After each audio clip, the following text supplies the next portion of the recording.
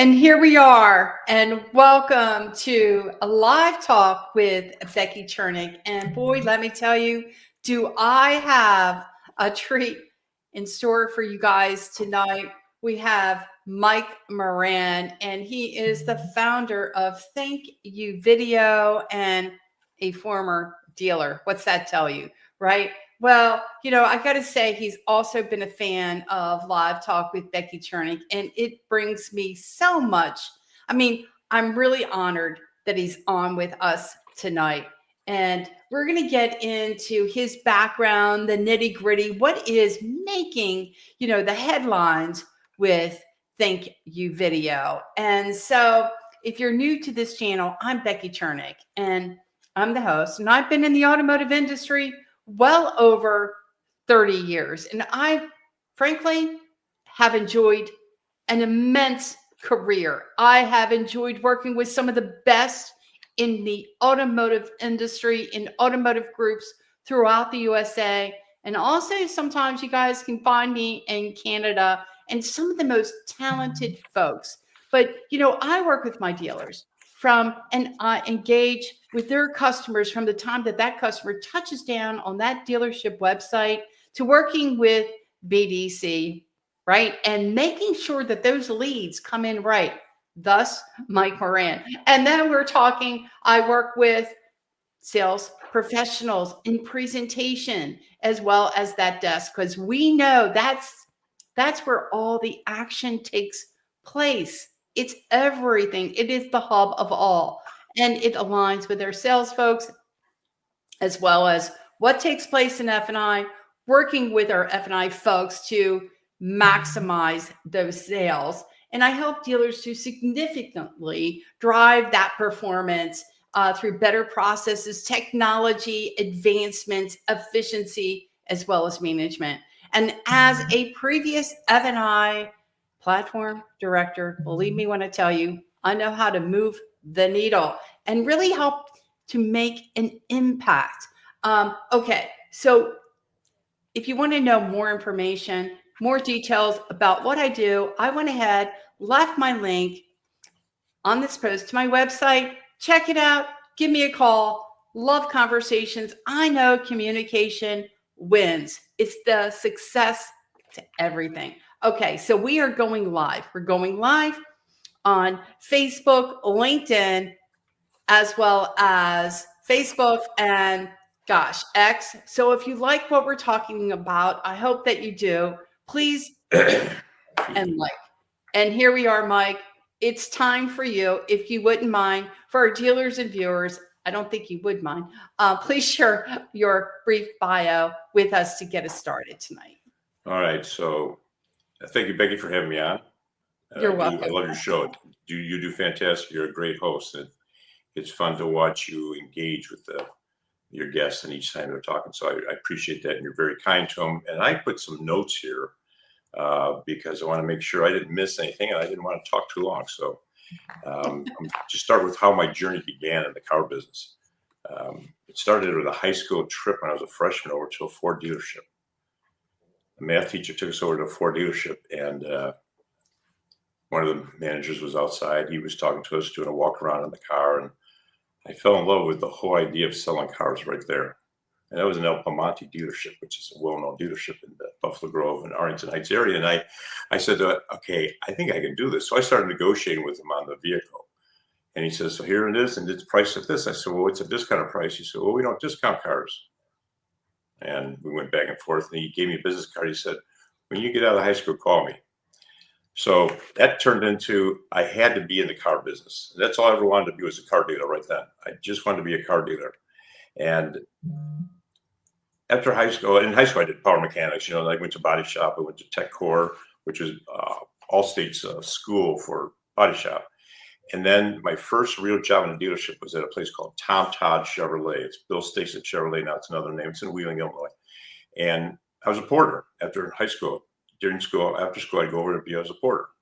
And then I'd work on the floor and wipe down the cars. And I would listen to all the salespeople talk to customers. And the GM was named Bill Bechtel. He was just a fantastic guy. He said, as long as you get your work done, I don't care if you're on the floor watching. one day you want to sell cars, don't you? I said, yeah, I want your job. I want Tom Todd's job.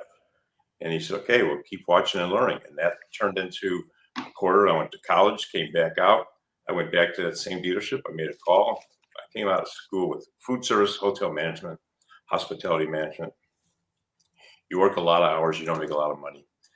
So I said, I'm going to go back and look at the car business. So I called them up. They said, yeah, you can get a job. So I worked in leasing. So I've been in the service department, sales department, body shop, small and parts department, and then worked my way into the showroom. And one of my mentors as a young kid was named Bill Bechtel. Bill Stasek.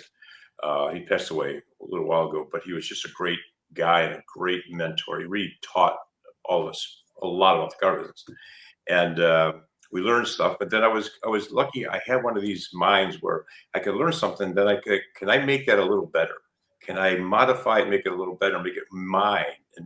And that was the process that I built in for customers and, understanding the business. And then I wrote a little thing, a training manual, a little handbook training manual for salespeople. And it was called The Logical Sequence to a Sale.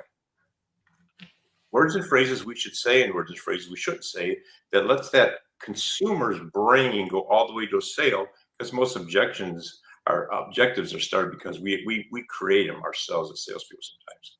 And we ask some kinds of questions where the customer says, boy, I better think about what you just said. So the logical sequence to a sale was way I would teach it. It was pain for gain. What would you do to get where you wanted to be? For example, you work at a health club, a person walks in and says, I want to look like Arnold Schwarzenegger. Okay, here's what you do. Quit your job, drink this product 7 times a day, work out for 10 hours a day. And then right away you go, okay, I don't want to do that. Who do you want to look like? I want to look like this person. So now you only have to drink this stuff once a day and you keep your job and you can work out. That's what I want to do. So I understood what we were finding out is the word want was the closing word, not the need. People who want to need is what motivates you to go to the store. Want is what you put in your basket and take home. I mean, we've done studies on this. And want is a closer. Nobody really buys anything they need other than healthcare and maybe insurance and stuff like that. So that was the whole motto that I learned at Tom Todd Chevrolet. Then I got an opportunity. I did a little stint. I went on a little training. Tom Stuker and I remember Tom. Good old Tom Stuker. Yeah, we were on the road. Then I was on there with him for about a year, and I thought, and I was training a store. There's a store on I grew up. I wanted to work for that store, but it was almost impossible to work for the store. His name was Larry Faul. He was in Schaumburg, Illinois. He was just an icon. He was one of the largest Oldsmobile dealers in the world. The Oldsmobile's gone now, but I remember Oldsmobile. Believe it or not, I know it was very, very popular at one time. It was such a great vehicle, and he was such a great dealer. And you couldn't get a job for him. You had to be like a manager, a sales manager. But this was in 84 and 85 when a dealer didn't have to just have one location. He could own multiple locations. So he didn't have to occupy one showroom. He could buy multiple stores. So Larry was on a tear to buy a bunch of stores because he had a big group of fleet programs that he had purchased. He had signed up for. So here's your Chevy store. Here's your chance. You've got a Chevy dealership. You're making all the decisions. You're 24 and a half years old. It's all yours. What are you going to do with it? And there you see a picture. That was my first idea. Build a monster truck, park it on top of a Ford and a Dodge. And it caught so much attention in the community. We had it in parades. It was at the Bears football game. It was at the Cubs game. It was in weddings. It was in, I think, 26 or 28 different functions in its 2-year life. Wow. And we had the police department in 4 different locations. Police department. We sponsored them, put signs on the side. They threw out candy. Bozo the Clown. I don't know if you remember that guy, Bozo the Clown on Channel 9. He was on the back of it driving through a parade. So it was just one of those things that it was an outreach program to get our message out to the community. But that helped us move that dealership. Our sales process, we changed. Our marketing, we changed. And we took a little dealership in the middle of nowhere, Barrington, Illinois, and we went from 38th position out of 100 dealerships to number 3 in about 18 months. Wow. And the whole secret was simple. There's only 3 types of customers we ever understood in the car business. It hasn't changed for 125 years. It's not changed. There's only three types of customers. There's not an internet customer and a walk-in customer and a phone-up customer and a digital marketing customer. Those are shopping protocols. Everyone's either a new customer, a repeat customer, or a referral. That's the journey. Now, they may have shopped online, or they may have walked in or made a phone call, but that's the customer. So we always instilled the program with everybody. Everyone's new, repeat, or referral. That's the journey. And then we had what was called the reverse TO. So my managers and myself, mostly myself, I would greet all the customers first. Salespeople were not allowed to greet a customer. Kind of unique and different back then. But what we did is we spoke to the customer, said, thank you, welcome to the dealership. Mm-hmm. Have you ever purchased from us before? Now, there's two types of new. There's a new customer that never bought from you that owns your product, and there's a new customer that never bought from you that doesn't own your product. So there's different journeys in the new. But anyway, right. That's how we trained our salespeople, and that's the model we ran. Is that how you kind of got started with this thank you video? That moved it. You eventually left, and now you're into this. Is that how that whole came that moved the whole together? thing to thank you video. That started the whole model for thank you video. It was a gentleman, Joe Girard. Can I go ahead. Hey. Can I just say hello to a Absolutely. few folks that say hello, and to you, Mike? Hey, Paula, thank you for being on. Chris, I really appreciate you being here to say hi to Mike. And I think you have a good evening user from LinkedIn. As Randy's in the house. Mm-hmm. Randy, thank you so much. Hey, Becky and Mike. Hey, Randy. Hey. And then Andrew Pearson, thank you so much for being on. I'm not sure if you're still here or not, but I just wanted to make sure we said hi. Okay. All right. Onward bound. Okay. So that what you said was correct. It was, you have your mentors, Jackie Cooper, Joe Girard, Clint McGee. That was my time. Tom Stuker was influential. Bill Stasek and Larry Faul. Those were very influential. You learned something from them. You took away a little bit and you added to it. You learned from them and you made it even better, you think. And sometimes it was better. But then there's a gentleman that really was the genius of all this was Peter Sibley. He's in California. He said, I'm going to take your brain. I'm going to put it in a computer. And we're going to build a company. It was called Auto eDirect. It was launched in 1999. It was the first web-based CRM integrated with a BDC, wireless infrastructure, all web-based. There was no software. In 1999, nobody knew what that was. So we were too far ahead of ourselves because we had to train everybody who we were before what we were. Great business, thousands of users. It was a great business group. But then, now there's a lot of BDC people out there and stuff, and CRM companies. And CRM companies don't really speak to the journey the way I was used to. As a new repeater referral, they were phone up or walk-in. So it was a different way to structure. So we left that business, and my son and I started with Sell More, and that was when Peter Sibley said, go mobile. And this guy was way out there all the time. He was 10 years ahead of everybody. He's really a smart man. One of the smartest guys I've ever met, especially with technology. He said, go mobile. So my son and I worked on it in 2013. We finalized it. In 2015, we launched Thank You Video. One message to one customer on a mobile phone with interactive links. Again. So, all right. So talk to us, if you will, about these thank you video events and what makes them so different. All right. So after Thank You Videos made its run for so many years, and we got all these customers, and we're more automotive, motorcycle, RVs. We're not any kind of a negotiable product, so the owner can have a personal relationship with their customer. Everything's working good.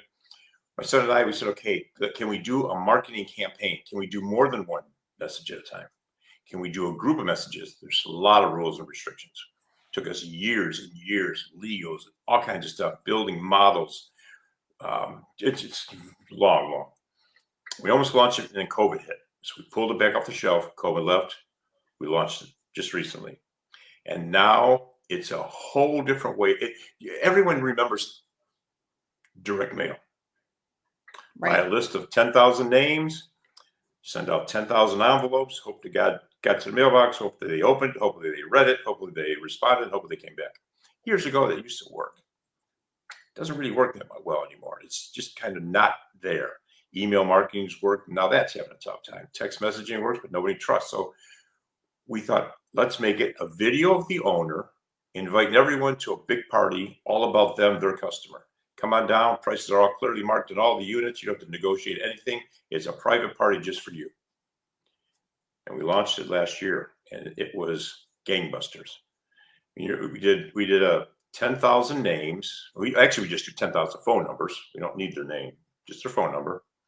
And if you could pull up that chart of the funnel, I think I can explain it a little easier there for people to look and see. So there, as the top of the funnel, that's where we send out 10,000 videos to 10,000 mobile phones. And then through the clicking and the process of viewing and the interaction with the customer, some didn't want to move forward, didn't want to print the certificate, didn't want to adjust for the dates. Those people were moved to the side and sent another video. It's all automated, sent another video by the owner saying, thank you very much. We'll keep you in mind for the next event. But those who clicked and moved through the process got another video that migrated them to the dealership. Then if they didn't show up, we knew who showed up and who didn't. They were sent a reminder to show up, and it just kept bringing the buyers in. So when we did 10,000 customers on the list. We sent out 10,000 mobile numbers, and there's about 450 people that showed up, and the dealer sold 122 cars. Wow. Now that was at Christmas time in the Midwest when it was real foggy and rainy, and it was about a 35% increase what they did the year before, when most dealers were struggling. But what a good friend of mine who did this at a store, what we taught everybody is what we were really known for years. We've been doing the post event, and just so you go to a sales event, you might be there with your husband or wife. You look at some cars, you go, boy, this is a great event. Look at the prices. Let's go home and think about it. You go home and think about it. The event's over. What do? Well, you've got the dealer's price. Let's kind of walk around, maybe drive to another dealership, and let's just take a look at somebody else's pricing or other inventory. These are your repeat customers. You invite them in for this event. Mm-hmm. So if you go to the next slide, this is the quick, short version of it. The pre-event, you notify them all to come in all the way down to the event. During the event, you identify who showed up, who didn't, and you send reminders to them. And now the post-event. This is the one that nobody's figured out. After the event's closed, we send out a video to all the attendees, even people who clicked but didn't show up, even people who were thinking about it. They get it and say, the event's been extended for 10 to 12 days with all the benefits and all the gifts and prizes. That's a minimum 35% increase in business post-event. We've even had events where we've doubled the amount of sales in the post-event than we're in the sales event. Now they don't have to go somewhere and shop and look for something. So that's thank you video. That's thank you videos evolution to now thank you video events. Real buyers, real events. I know. Did I do okay? Good stuff. Good stuff here. Let's see what we've got. Any other comments about Paula? Never lose that personal contact. Yeah. Absolutely. And then, hey, Beck. And yeah, okay. That's true. So Paula's, so right when it comes to really losing that personal contact. And I think you talk about that, right? Yeah, put it in your personal life. And there's another comment. How many types of videos do you offer a dealership? Okay, so in the thank you video, one message at a time, the core product, we usually build them a library, an unsold follow-up video, a sold video, an appointment set video, a service video, a customer pay, a warranty pay, and a service decline. Service decline is worth another 50, 60 customers back every month. You look at a vehicle in the service department, you write it up, say this is what it's going to need to get fixed. Let me go and think about it. They send a video to them within a day, gives them a 12% discount if they'll come back, get the work done within a week. 60, 70 deals come back every month. It's phenomenal. And it's, as the lady said, it's about personalizing. It's a personal video message. It's going right to them, and it's the owner or the general manager. It's not a salesperson. It's somebody who's saying, hey, come on back, and we'll give you a 12% discount. Or if you want to trade it in, we'll give you full market value of your vehicle, and we won't discount it for the work that's needed to get done. Now they have options. And you can't say that stuff on the phone. You've got to be able to, there's Gene. So Gene says, what did you say the response rate was again? Yes. So because the model that we do is we take the phone numbers and we pre-approve the phone numbers through a consortium group that we built so that all the carriers are involved in this. And then we present all the phone numbers to all the carriers, and we get approval for sending. So it's a 99.9, you can't say 100. So 99.9% delivered to the phone. We have a 99.3% open rate, a 94% watch rate, all the way to the end. Some drop off. And then if there's an engagement button to engage, there's a 74% response engagement button. So yeah, it's there's nothing like it. It's nothing like it. Okay, yeah. Chris has a question. So these are all past customer leads, or do you also market to any new lead resources? Thanks, Chris. So the way the rules and regulations are, you've got to have there's governing bodies over what you can do and can't do in the mobile world. So what we do is we take the customer database, the CRM, this is for the event program, the CRM database, and the DMS. We dedupe and clean it up. And in the DMS, in the service department, we will have customers of the dealership, and we have customers who service with the dealership who have never bought from the dealership. Now, follow me on this one because it can get confusing. Okay. So we have salespeople that purchase and salespeople that didn't purchase. That's two different types of videos that are sent out at the same event. It speaks to them relevant to who they are. The service department has service customers that bought and service customers that didn't.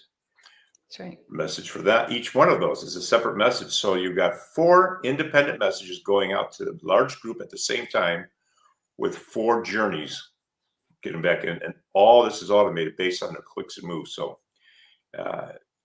we aggregate more customers from the service department that are the competitors' clients. Average dealership in a rural area is about 70% of their owned cars in the shop, 30% the competitors. In the metro or major metro, it's usually 50-50. You buy close to home, you service close to work, the old model that everyone grew up on. So when you do an event for a metro dealer, 50% of the people you're inviting from the service department never bought from them. So it has a big impact on that. So when a customer does business with a dealer, and there was a question that had come up, customer does business with the dealership, and does that mean that they actually opt in, and where a dealer may be able to communicate back to the customer? So because there's all this personal information stuff, right, that we have to be conscientious of. Exactly. And it's a fine line, and I won't be able to cover all the legalities here. Yeah. But this is the simpler way to look at it. If you have a form, a consent form where they consent to receive information from you, is different than if you push out a message with a consent, with a confirmation consent, and that's a little more trickier. We stay inside the really tight rail where it's the dealer's customers or anybody that's been involved with dealership. Then we have a process in which we provide the carriers and everyone of what we do to make sure everyone's on a consent form. Okay. All right. Good. Strong, Gene said. And we also have, what's the length of the average video from Chris? So as you probably have seen on our website, Chris, we have over 6 million videos out. And over that time, we've learned that when you want to have a value, you have 25 to 30 seconds. You got to be under half a minute to get your message out, to pique the interest, and to give them a call to action. In a sales event, you can go up to a minute. You can sometimes go over if you have interactive movement and you have value propositions throughout the messaging. All of our scripts are custom designed based on that dealer and the relevancy that dealer has with their community, the PMA or the DMA. And it's also a BMW and Mercedes store is going to be very different than a Chevy Buick, goes all the way down to Toyota, Nissan. Everyone has a little different uniqueness in there, and then we have to understand what's the uniqueness of that dealer. What are you known for in your community? What is your value proposition to your community? We have to embed that into the conversation so it's very relevant of their traditional advertising that they're doing. And then we just make sure that there's now when you do it right, that person who sees the video gets excited. We have an instant button they can push, and they're connected 24/7 to the hotline, and they can get their appointment scheduled, they can get their certificates, they can do anything. And we service the dealers with a 24/7 hotline, engage with the customer, record the conversation, send it right to the dealer. So that customer, it's called instant gratification. Today, we all want instant gratification. We get on our phones, we want to see it now. We don't want to be waiting. So we made it a button, instant grad button. You hit it, you're talking to somebody, and you're engaged, and you're done. And that's so. Hopefully, Chris, I didn't answer that pretty long, but it's one message at a time. It's under 30 seconds. Promotional messages can go up to a minute. We have hello, Larry, big agent here in the USA. Thank you, Larry, for coming in and saying hi. And does the dealer have to be in the videos for the event? Good question. Yeah. So if the dealer is a commercialized dealer where he or she are doing their commercials and they're on TV, then that would be the best dealer to do their videos. If the dealer's a quiet dealer, doesn't like to be out there, the general manager wants to be, we can use the general manager. If neither want to be the person that's on the video, but they want to use it, then we have talent that will do all the videos. We'll green screen them, we'll do their dealership in the background, we'll make it look like they're right at the showroom dealership, in the showroom floor, in the lot. We have a production studio, we can get it all done, handle it all for them. Okay, Randy has a question. Wow, that's impressive. Randy, Okay. Thank you. Not a question, comment. Thanks, Randy. And then we have Larry. Yeah, smile. So this is so what can dealers, really expect over the next several years as this all evolves? All right. And I think, again, you are making that thank you video is making a big difference. So what can we expect in the next couple of years? So you remember we've got a BDC and we handle a lot of telephone calls for dealers. And this started about a few months ago. And we started to realize that some of the customers were not happy that are back in the market. And we started seeing a trend. So we went back and did a survey. And you can pull up that survey. That would be fantastic. Oh, yeah. Bring that up again. Yeah, here I go. Yep. So we took a sample across the country of 4,000 customers who purchased a vehicle during the COVID days from 2020 to 2023. And they were different makes and in different geographic locations. And we asked them some questions. And one of the main questions was, the next time that you're in the market to purchase a vehicle, will you purchase that vehicle from the same dealer again? This is the repeat customer. This is what every dealer lives on. Your repeat business is your core business. Your new business is profitable business. And this is the dangerous thing that we saw. And I'll tell you where this came from. 16% of the people said yes, because of location and convenience, I'll probably go back. 21% said maybe, but I might be in the market for something else. 63% responded, no, I wouldn't go back to that dealer. They charged me too much for the vehicle. Now, that's during the COVID days.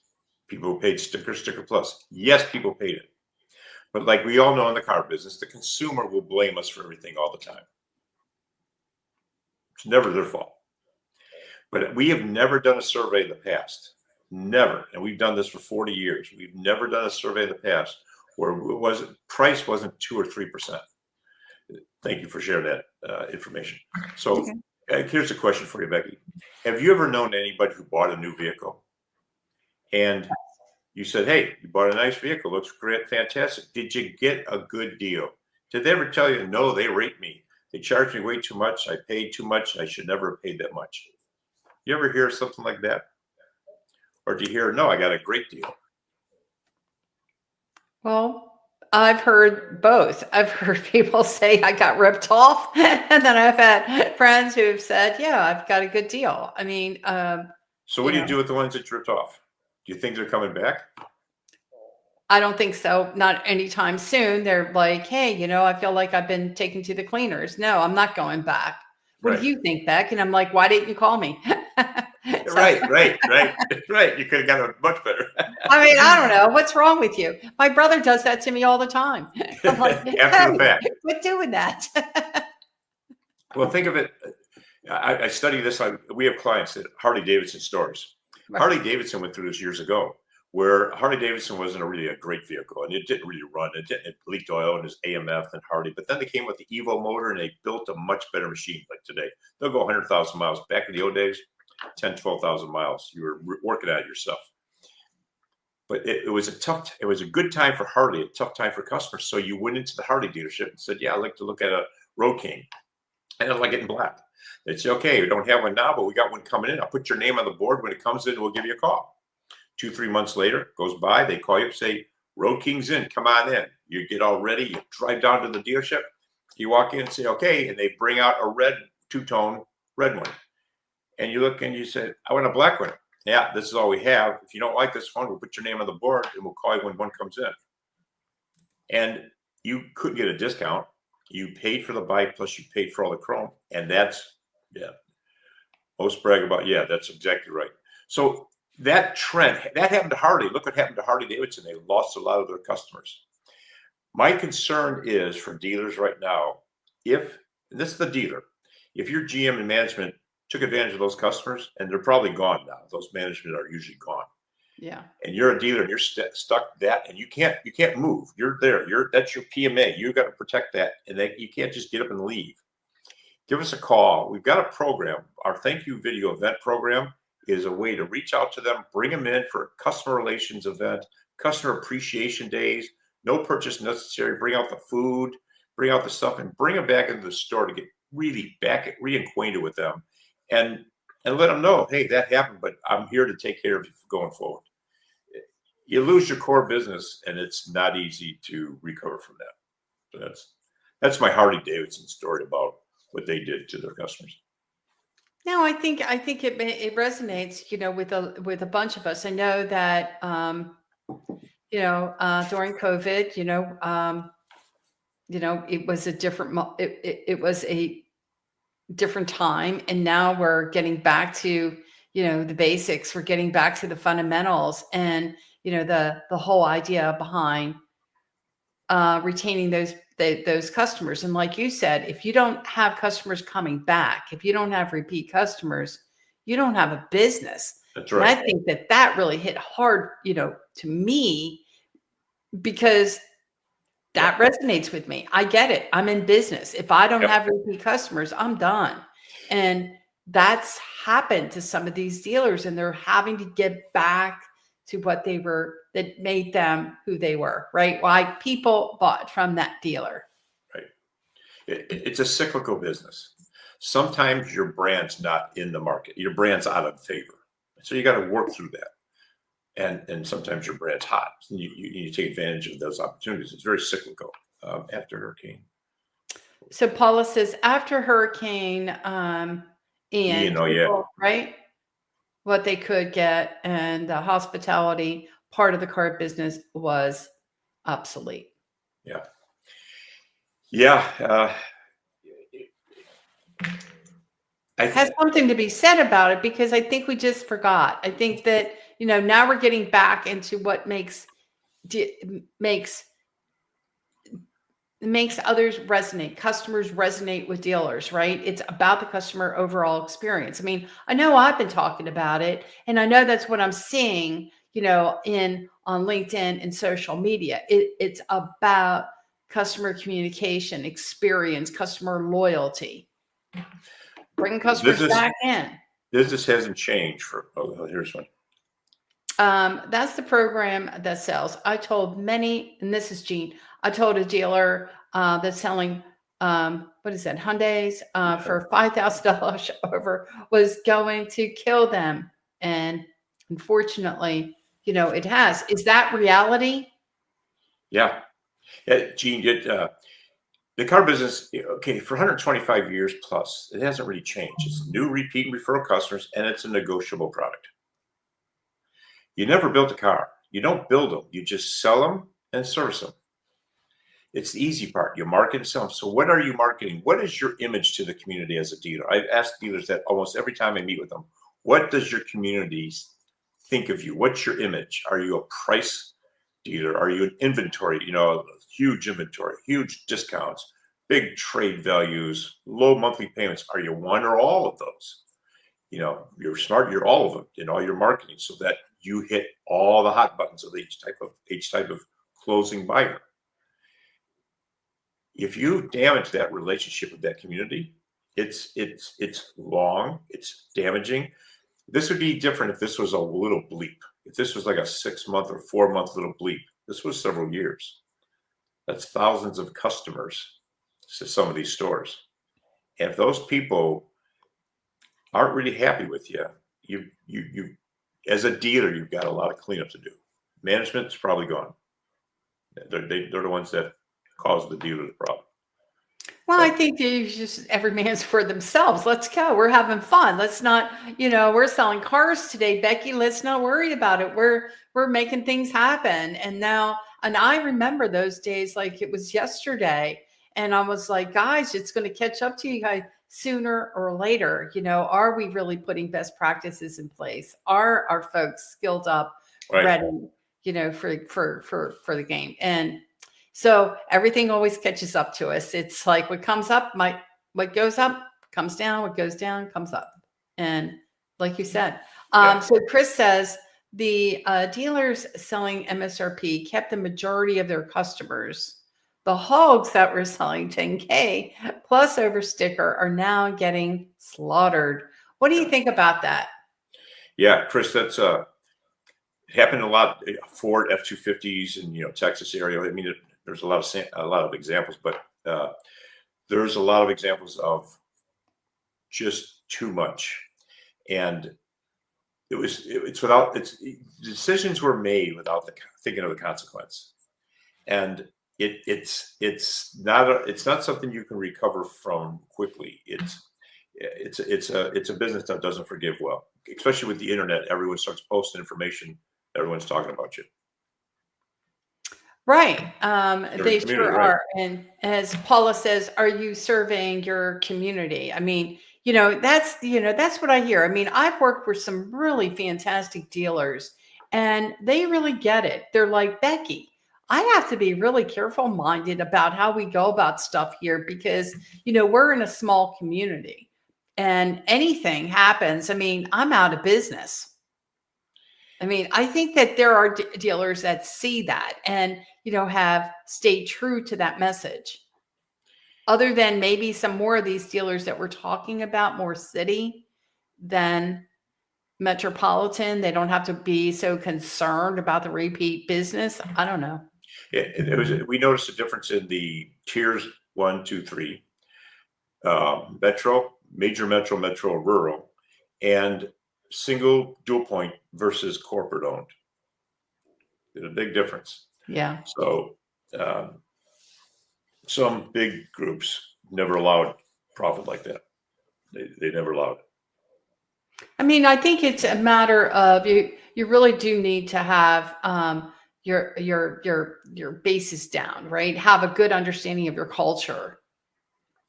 And an understanding of why we do what we do. I mean, you're right. On some of the larger stores that I have been a part of, we have they adhere to best practices. They want to make sure that they own that customer experience. Right.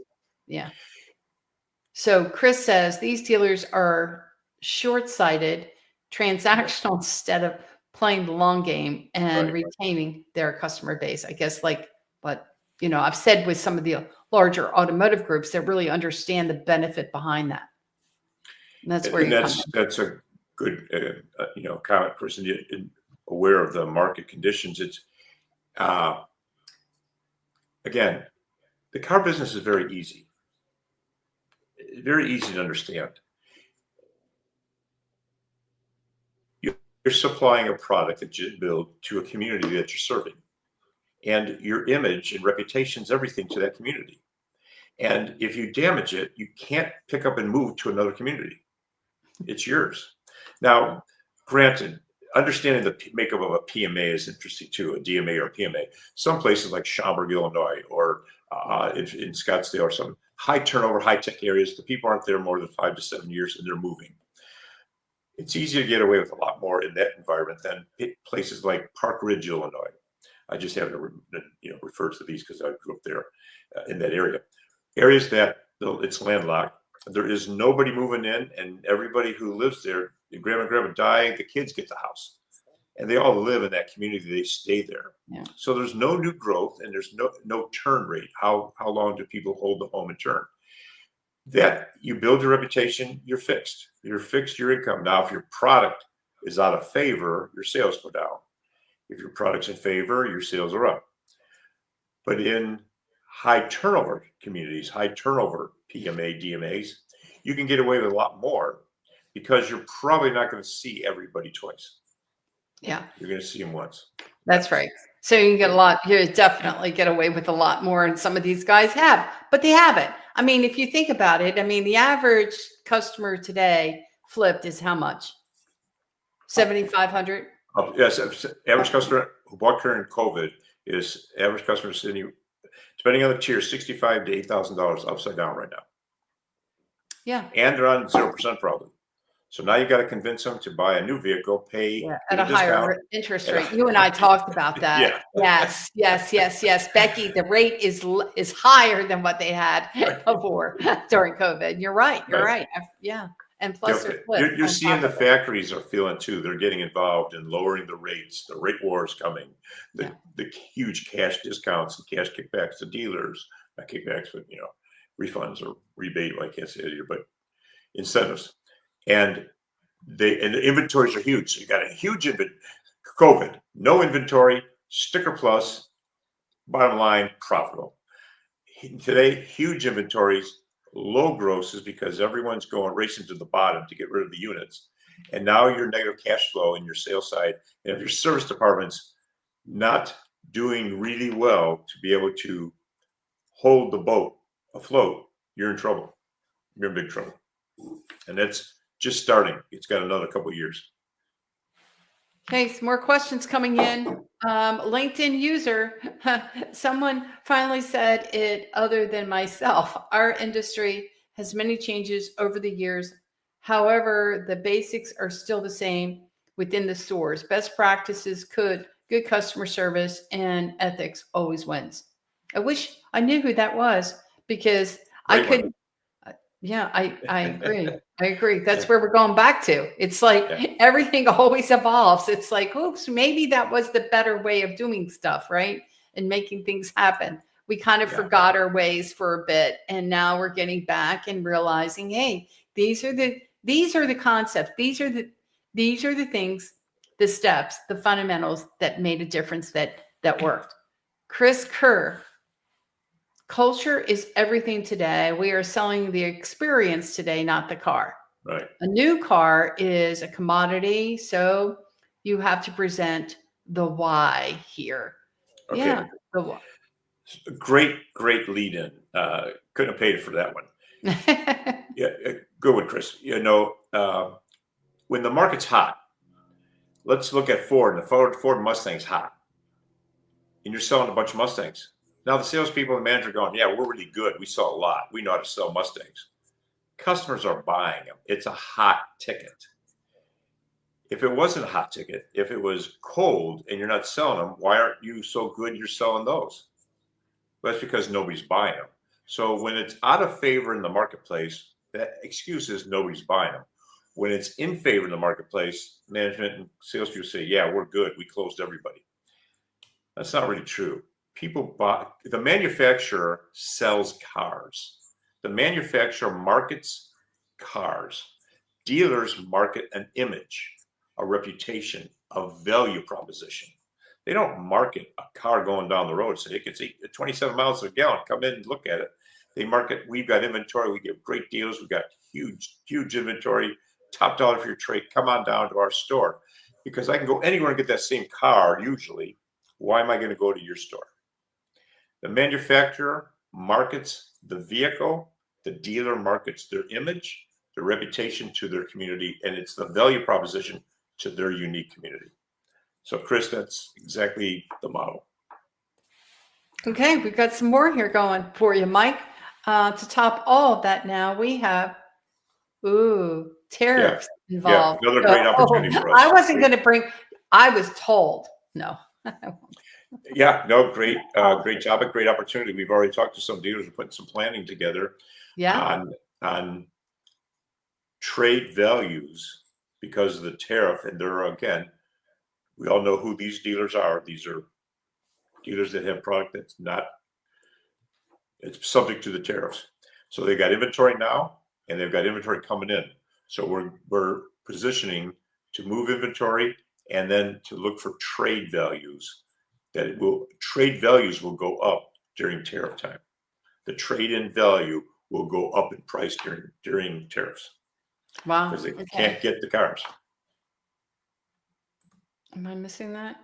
It's, what is Athena, that? Okay. That was Athena. Oh, that was Athena, Becky. Okay. Sorry.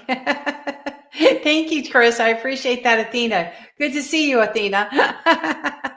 See, I do have friends, Mike. You're a great show.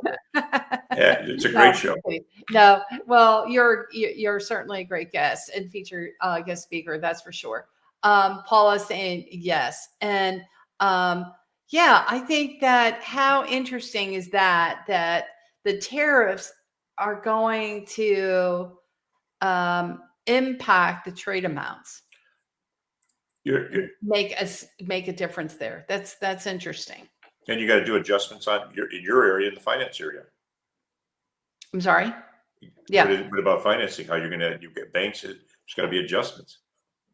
Everything's going to be adjusted. Yeah. It's always, really staying on your game, right? And realizing, the opportunity. I saw a post today that I thought was quite interesting, when it pertained to the tariffs and the impact, the positive impact it's going to have in the States when it's and how will impact performance. And so, I know everybody's a bit skittish about these tariffs. They really don't know what to expect. I looked at the market. I don't know if you had a chance to take a look at the market recently. I sure did. But that's part of the game, isn't it? Yeah, these are blips, possibly, or they're an issue. Right now, everyone's betting that it's not going to be long. Yep. Service contracts are going to go up. Yep. They'll need to because of the parts and the tariffs and the parts. Is that right, Randy? Yeah. Is that what's going to happen? People keeping their vehicles. Used cars are the pivotal point. Yes. That's right. And then great podcast, Becky and Mike. I have to jump off. Thank you again. Thank you, Jean. Jean, thank you so much for stopping in. I certainly appreciate you and your feedback, Jean, and your experience in the automotive retail industry. Ev and I can rebuild the reputation if done right. That's right. Professionals in the finance department can really help. So Randy's saying I was right about that, because there's going to be tariffs on these parts. Absolutely. It may not necessarily, right? So like the parts and all that is coming in. And if that's coming in from different parts of the other parts other than the United States, there's going to be that 25% on the tariff on that. And it's going to end up to adjudicate what's happening with those service contracts. So if I could throw one in, Randy. Please. In about 3 months, we're going to roll out what's known as our service clinic. It's a TYV service clinic. So you take customers of your dealerships, you invite them in for a clinic, you go through their vehicles, and you evaluate the safety and the operating function of all the parts in the vehicle. You give the consumer, here's a list of what repairs that we think are needed to make this thing safe and get it up to date on tires are worn out, wipers. And we've done this for many years for BMW, Mercedes stores, and so forth across the country. It's a very valuable proposition for the dealer to bring customers in to the service lane, show them what they can do for them. And during this period of time, it may be just even bigger than what anyone has anticipated. Because now they need to get it fixed. You're going to bring them in. They're going to probably keep the cars. If there's tears, a lot of people say, oh, I'm not going to pay that. I'm going to keep my car longer. Bring them in the service department, fix their vehicles, get them so that they are very worthy to be on the road and safe.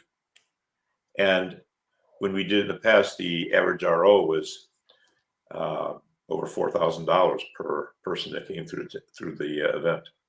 So it was a big program that we did very well with, and now we're introducing it again in 2 more months, 3 months. Yeah. I'm going to hit Randy here and then go back to Chris for a second.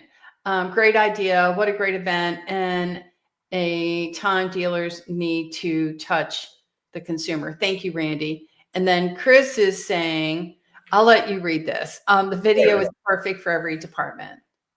Yeah. The back, thank you for the card. Wherever dealer, yeah, actually send a handwritten card, even to the customers that didn't buy. They receive it in their mailbox, which is the typically junk bulk mail. That's right on. So that's an interesting. So we leave that up there for a second. I'm just going to come back to that. Okay. So messaging content is very valuable. I mean, remember the old days where the dealer sat on the showroom floor and greeted you, said hi to you, you talked to them, you knew them at church, you knew who they were. The dealer was a part of the community. And then technology came in and sales and growth and whatever happened, it just evolved and the dealer became farther away from the showroom and the customer. And what we're doing is we're bringing the dealer back in relationship with the customer and making it a real personal relationship. Because to this day, we still do hundreds of thousands of customer relation calls every month in our communication center. When you listen to people who say, yeah, I got a video from the owner, I clicked the button and his general manager called me and then the owner followed up with a phone call to me, people can't believe it. They're like, I can't believe that they took the time to do that. People enjoy that. And that makes it very, like you're saying here, it makes it, the postcard they used to work that they hand wrote now is stamped by machine. It looks like a signature, but it's stamped. And customers grab it and they throw it in garbage. They don't really realize it. One more perfect example. I'll get off it, but we do a happy birthday, and a lot of our dealers send out a happy birthday video to their customers. So they go in their DMS and they look at the birthdays for that day, and they'll send 30, 40, 50 videos out that morning that are happy birthdays. And a couple of our dealers will call me and say, every time I forget about how well this works, I'm reminded by a phone call from a customer that says, it's just great that you remember my birthday every year. That's why I always come back to you. And those are the little things that you can't put money on it. You can't really figure it out until it happens. And those are just the little things that we do with the video program. So yeah, thanks, Chris. I love it. I do. I think it's really a great way for dealers to be able to keep contact with their customers. And like Paul says, it's a win-win. I mean, it really is. I remember years back, and I am kind of dating myself. I don't like to, as you know. Yeah, I like to go ahead and not go there. But I will say, you and I talked, and I remember years ago, there was a thank you video for the customer. And I think they put it in their disc player. I don't know at the time. And they thank the customer for coming in to the dealership. They didn't necessarily buy the car, and or the customer bought a car and they had a different message. And I was absolutely floored by that. I thought, how super cool is that? That is great.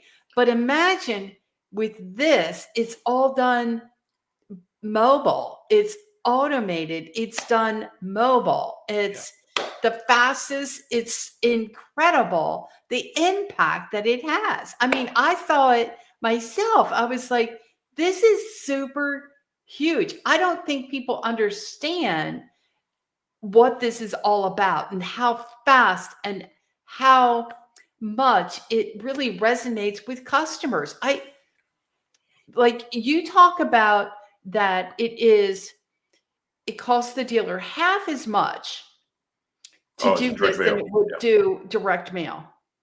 I don't think direct mail can go anywhere close to this.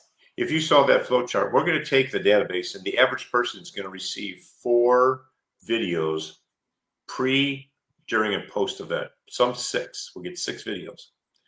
So you take 10,000 people, you're going to run around 40 to 50,000 videos are going to be sent to these mobile phones. So that's this one right here. Do I have that right? This one here? Yeah.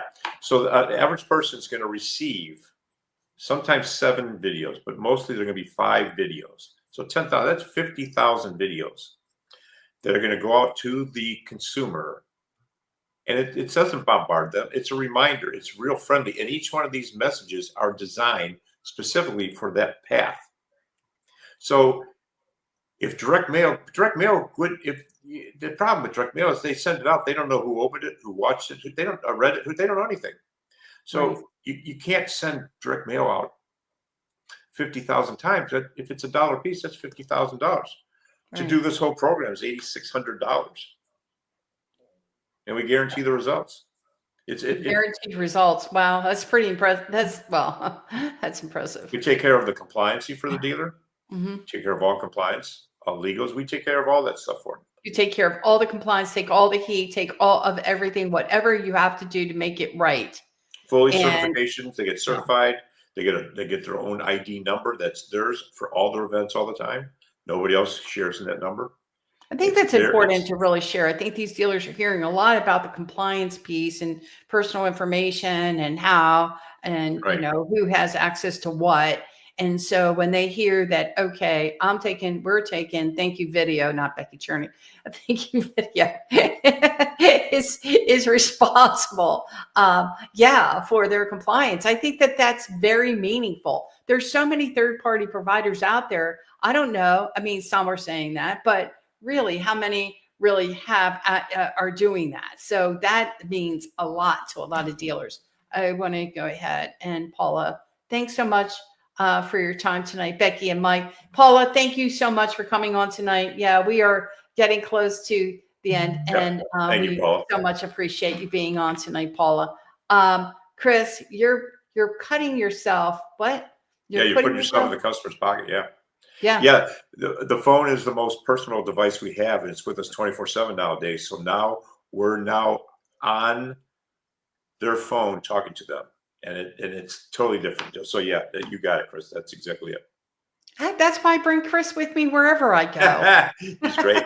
Yeah. He's remarkable. Yeah. He is a tech genius. He really knows. He knows his stuff, and he's so customer oriented. And so you would be surprised some of the conversations Chris and I have. I mean, we really dive deep in some of this. He's just darn good at what he does. The open rate for this application can't be touched by anything else. Boy, thanks, Chris. Just let me know where I got to send that check. Just let me know too, Chris. No, well, it's not me. It's Mike.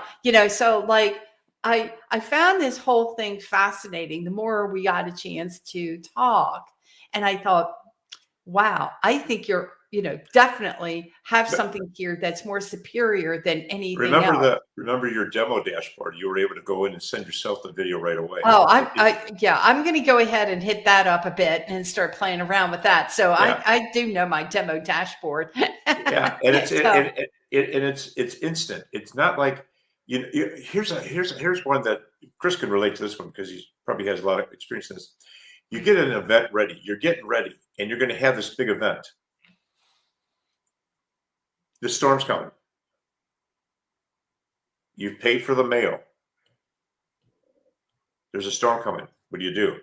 With us, we get ready for the event. If a storm comes, there's something out of your control. Anything that happens, We just change the dates and send it out at the next time. There's no cost. I think, I think dealers will have to are going to see this as a huge advantage. I can't imagine that they wouldn't, right? I mean, there's just nothing else out there that I can think of that can really meet that expectation, right? It's just getting And out. back in front of those customers. It's getting out now. We booked out a couple months already out, so we're Yeah. Good. I, we've been very fortunate and received very well by the dealers. Yeah, so yeah, thank you.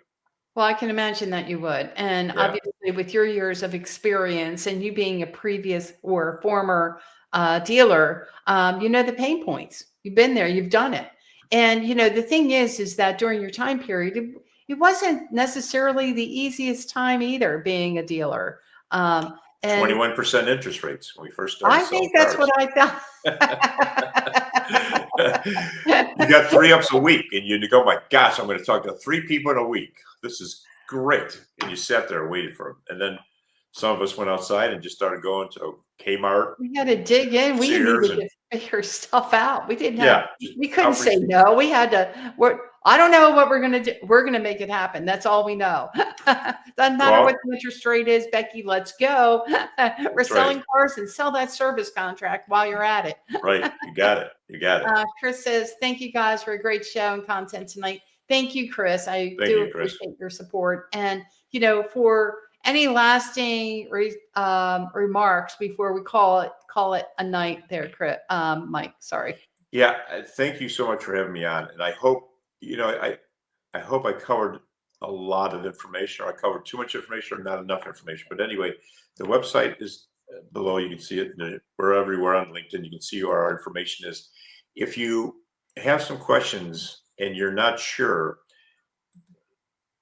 just call me direct. My mobile number's there. Just give me a call. I can speak to you about everything that we do, how we protect the dealers, the compliance issues and everything, the TPC and all the rules and regulations.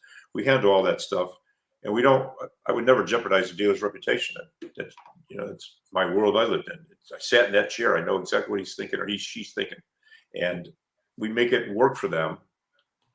And then it's a long-term relationship with us. Most of our clients have been with us 9 years, 8.5, 9 years. So it's long-term.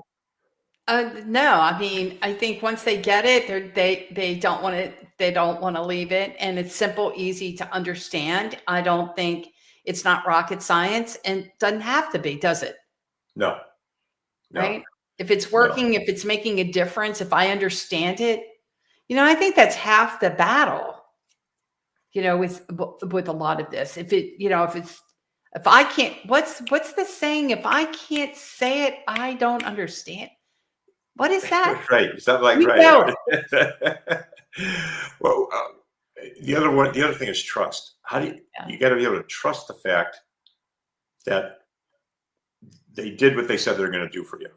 Yeah. With us, we get all the certificates. Everyone sees it's transparent. You see everything. You see all the names. You see the lists are all open to everyone. Every dealer sees everything that we do. Well, I think again, you're terrific, and I want to thank you again, Mike, for taking the time to come on this live with us tonight. You have been like everyone wanted to be here for you, and I can't thank you enough for all your support. No, thank you. This is the first, probably the only show I'll probably do. It was a fantastic experience, and I appreciate you coaching me through and getting me prepared for it. So I really appreciate that. Well, you're a champ, and so it was fun. So we'll make it a point to continue to bring Mike Moran back, and he'll be like maybe a co-host with me one of these days. Who knows? That'd be fun. That would be fun. Get a big round table going.